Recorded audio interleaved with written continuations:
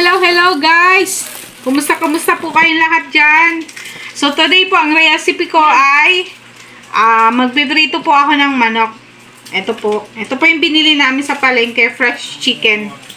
Ito po siya, oh. Gagaling lang po namin sa palengke, medyo tinanghali na po kami ng gising, medyo tanghali na. So ano muna po, ito i-marinate ko muna ng konti, and then lagyan ko ng pampalasa, tapos prito na po. Okay, magpiprito po tayo. So,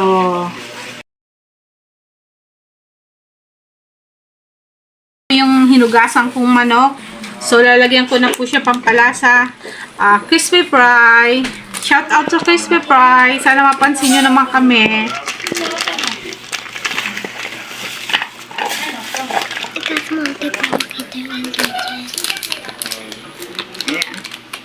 Mamarinate lang po natin siya ng crispy fry. Busin ko na po ito kasi good for 1 kilos po ito. Ayan. So, kakamayin ko na po para mas maganda yung pagkahalo. Ayan. Ganyan lang po siya. Mamarinate lang po natin siya ng mga ilang minuto. Siguro after 30 minutes marinate. Ayan po.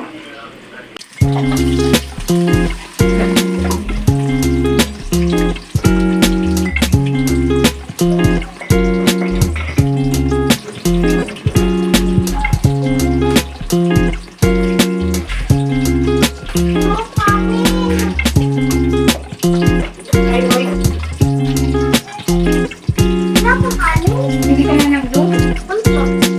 Try mo na.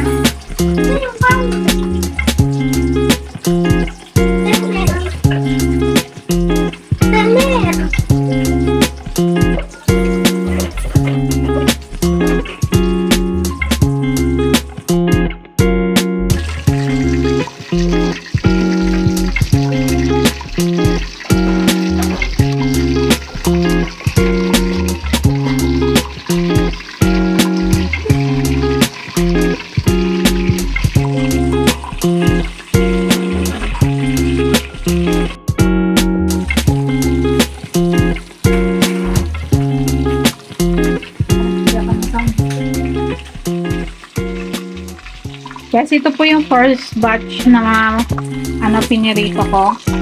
So, ito po siya. Kailangan po natin, hindi masyadong sakto ang lakas ng apoy para hindi siya, hindi kagad sumasunog. Kailangan luto hanggang gitna. So, ayan po siya guys. Ito po yung first batch. Mamaya ko ipapakita sa inyo kapag luto na.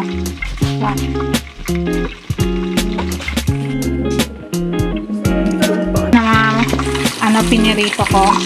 So, ito po siya. Kailangan po natin, hindi masyadong sakto ang lakas ng apoy para hindi siya, hindi kagad sumasunog. Kailangan luto hanggang gitna.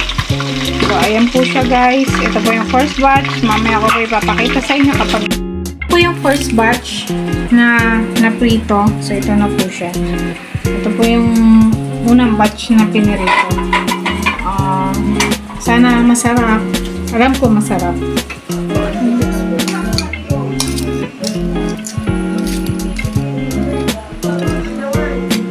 Guys, ito po.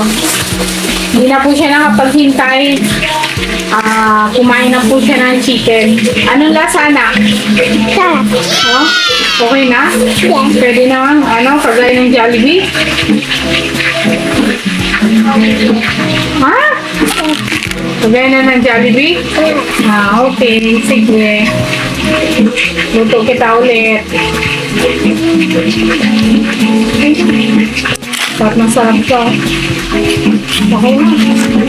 Ilang pirasong natira na lang sa pinirito ko.